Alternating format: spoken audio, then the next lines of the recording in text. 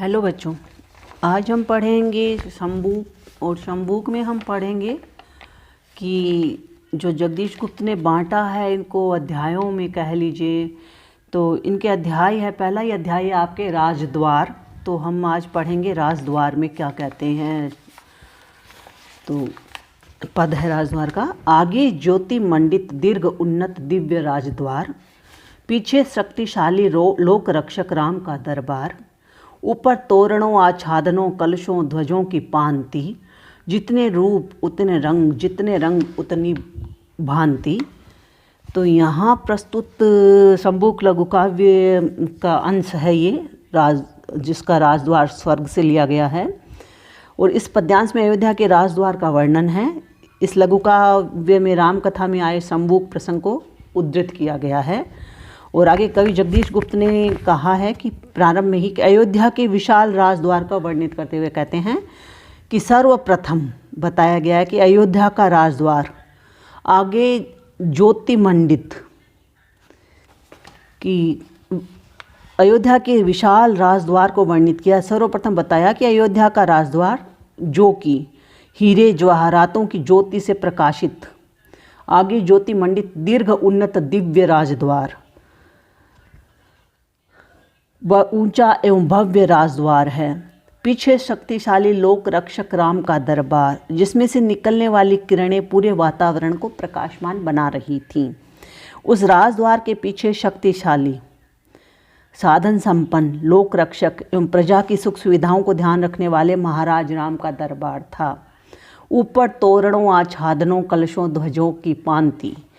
कहने का आशय ये कि अयोध्या का राजद्वार अत्यंत भव्यशाली एवं विशालकाय था, जिसके आगे श्री राम का राज दरबार बिछा है, जो कि अपनी प्रजा के लिए सदैव हितकारी या तत्पर है। आगे कहते हैं कि ऊपर तोरणों आच्छादनों कलशों ध्वजों की पांति। राजद्वार की सजावट का वर्णन करते हुए कवि फिर कहते हैं कि तोरणों ध्वजों एवं कलशों से सज्जित एवं ढका हुआ अयोध्या का राजद्वार है। जितने रूप उतने रंग, जितने रंग उतनी भांति।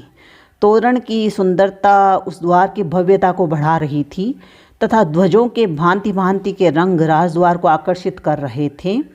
उस राजद्वार में जितने प्रकार के कलश लगे थे, उन पर उतने ही प्रकार के सुंदर रंग चित्रित थे।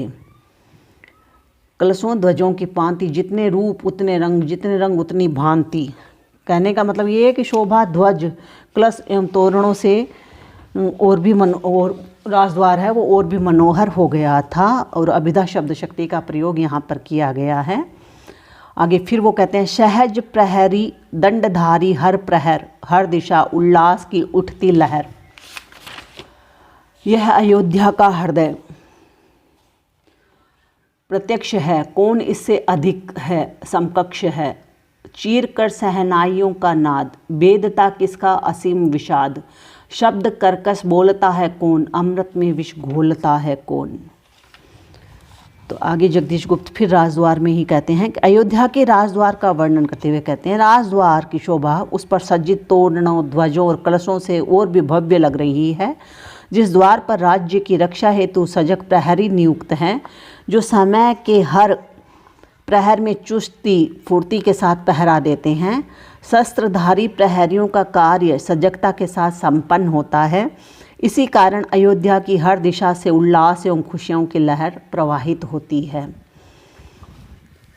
आगे कहते हैं फिर वो कि अयोध्या के सजग प्रहरी अपने कार्य को, यह अयोध्या का हृदय प्रत्यक्ष है, कौन इससे अधिक है, समकक्ष है।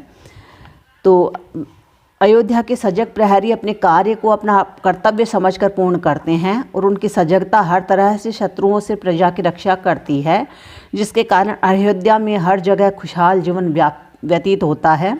आगे वर्णन करते हुए कवि कहते हैं, यह राजद्वार अयोध्या नगरी का हृदय माना जाता है। इसकी शोभा एवं सुरक्षा के सामने कोई और नहीं टिकता है। कहने का तात्पर्य है कि राजद्वार ही किसी भी राज्य की सुरक्षा का पर्याय माना जाता है। अचानक कहीं से किसी के चिल्लाने की तेज आवाज़ आती है, चीर कर सहनाइयों का नाद, वेदता किसका असीम विषाद।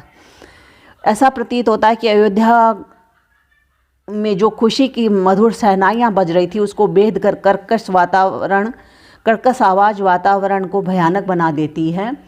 शब्द कर्कश बोलता है कौन, अमृत में विष घोलता है कौन। उस आवाज़ को सुनकर ऐसा प्रतीत हो रहा था मानो मधुर स्वर लहरियों के बीच किसी का असीम विषाद यानी कि दुख गूंज उठा हो। वह शब्द इतने तीखे एवं तेज थे मानो किसी ने अमृत में विष घोल दिया हो। इस पद्यांश का मूल भाव यही व्यक्त होता है कि अयोध्या नगरी जहाँ की प्रजा सुखी और खुशहाल थी, वहाँ अचानक किसी का दुख आर्त स्वर में चीख पड़ता है। तो यहाँ अयोध्या नगरी के द्वार की भव्यता एवं प्रहरियों की सजगता का वर्णन किया है। भाषा सरल सहज और प्रसाद गुण से युक्त है। आगे फिर वो कहते हैं कि शिखा खोले शुद्ध ब्राह्मण एक दे रहा अभिशाप बाहें फेंक, भूमि पर उसका तरुण प्रतिरूप भग्न निश्चल यज्ञ का जो यूप, विगत के अस्तित्व से अनजान स्वप्न में होता भविष्यत ज्ञान। कवि जगदीश गुप्त आगे कहते हैं शंभुक लघु काव्य में ही आगे वो वर्णन कर रहे हैं कि किस तरह से कि अपनी चोटी को खोले हुए कोई दुखी ब्राह्मण अपनी भुजाओं को फेंकता हुआ अपनी गंभीर वाणी में अभिशाप देता चला आ रहा था। शिखा खोले शुद्ध ब्राह्मण, कोई दुखी ब्राह्मण दे रहा अभिशाप बाहें फेंक, बाहें फैला फैला करके एक अभिशाप दे रहा था। भूमि पर उसका तरुण प्रतिरूप, सामने भूमि पर उस ब्राह्मण का युवा पुत्र लेटा हुआ था और उसका तरुण प्रतिरूप भग्न निश्चल यज्ञ का जो यूप और उस मृत बालक के शव को देखकर ऐसा प्रतीत हो रहा था मानो बलि पशु को बांधने के लिए जो खंभा जमीन में रोपा रहता है वह टूटा हुआ शत विक्षत सामने खड़ा है। उस ब्राह्मण के तीव्र स्वर में एक मृत बालक को देख पूरी प्रजा स्तब्ध थी। भूमि पर उसका तरुण विगत के अस्तित्व से अनजान स्वप्न में होता भविष्यत ज्ञान। प्रजा को देख प्रतीत हो रहा था मानो वे सब विगत की घटना से अनजान हैं, अर्थात उन्हें नहीं ज्ञात कि बीते समय ऐसा क्या घटित हुआ और आगे आने वाली अनहोनी आशंका से भविष्य का अनुमान लगा रहे थे। अब पूरे पद्य का भाव यही है कि शांत एवं सुंदर खुशहाल अयोध्या नगरी में एक ब्राह्मण अपने मृत बालक को दुखी एवं आर्त स्वर में राम दरबार में लेकर आता है। प्रजा नहीं जानती कि ऐसा क्या घटित हुआ है जिससे ब्राह्मण अतीव शुद्ध है, लेकिन सभी भविष्य में होने वाली किसी अनहोनी को लेकर आशंकित अवश्य हैं। तो भाषा करुण एवं ओज रस से आप्लावित हैं। आगे है रात्रि के पिछले पहर निस्तब्ध व्यक्ति से जो बोलता प्रारब्ध, उस तरह उसका करुण चित्कार बैठ जाता चेतना के पार। शांत फिर भी राम का दरबार, मौन फिर भी भव्य राजद्वार।